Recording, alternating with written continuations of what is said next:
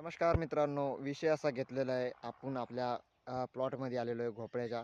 तर बघा मित्रांनो, भोपळा कसा आहे ह्यो आपण विषय घेतलेला आहे. त्याच्यातली तुम्हाला थोडी सविस्तर बंदी माहिती सांगणार आहे. व्हिडिओ चांगला होणार आहे. व्हिडिओ शेवटपर्यंत बघा, मधात स्किप करू नका, काय नका. मग तुम्हाला त्याच्यातली आपण थोडी थोडी त्याच्यातली सगळी तुम्हाला ए टू झेड बंदी माहिती सांगणार आहे. कसा करायची, कशी नाही, कशी क्वालिटी ठेवायची, कशी नाही, ह्या आजच्या व्हिडिओमध्ये सांगणार आहे. व्हिडिओ चांगला होणार आहे. व्हिडिओ शेवटपर्यंत बघा मित्रांनो. नमस्कार मित्रांनो, माझी शेती माझा व्यवसाय ह्या यूट्यूब चॅनलमध्ये तुमचं सर्वांचं खूप खूप स्वागत. मी योगेश नागरे. चला मग आपल्या आजच्या विषयाकडे वळूया मित्रांनो. मित्रांनो हे बघा, हे आपला घोपळा आहे मित्रांनो.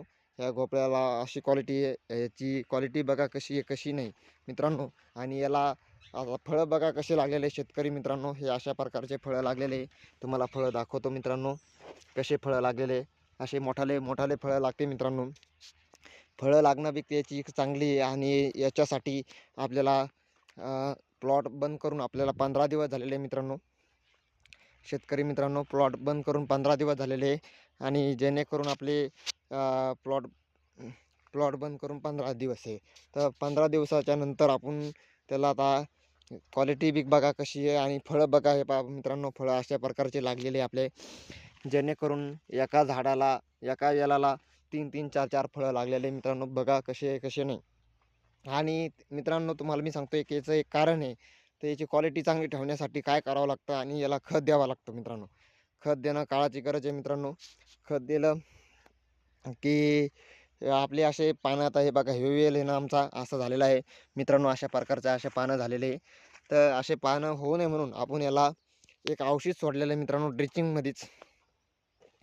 ड्रिचिंगमध्ये आपण याला औषध सोडलेलं आहे. आणि जेणेकरून आपले तशी क्वालिटी चांगली व्हावा म्हणून. आणि मित्रांनो, याला काय करावं लागतं तुम्हाला सांगतो मी शेतकरी मित्रांनो. असे फळं लागण्यासाठी त्याला 3ऱ्या-4थ्या दिवशी पाणी द्यावं लागतं मित्रांनो. पाणी दिल्याशिवाय जमत नाही मित्रांनो. पाणी द्यावं लागतं. आणि त्याची आणि जे फुलं, जे आपण दोरे बांधलेले, जे फळं असे झालेले, त्याला आहे ना, दोरा बांधलेला आहे, तो फळं आपल्याला चांगले ठेवायचे मित्रांनो.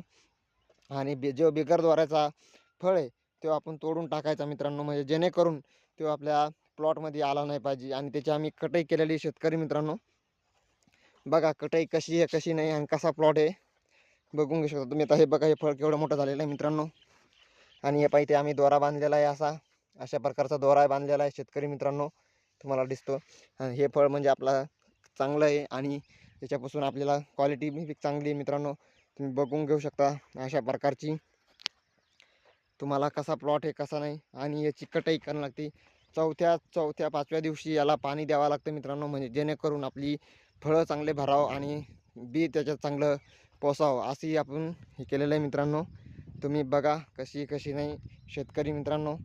अशा प्रकारची हे मित्रांनो, म्हणजे जेणेकरून आपला प्लॉट म्हणजे एक नंबर. आणि आम्ही याचं एका प्लॉटला आम्ही उत्पन्न घेणारे याचं एक 2 क्विंटल, 2 नाही तर 2.5 क्विंटलाचं आम्ही याचं उत्पन्न घेणार आहे चांगलं मित्रांनो. अशा प्रकारचं तुम्ही बघा कसं आहे कसं नाही शेतकरी मित्रांनो.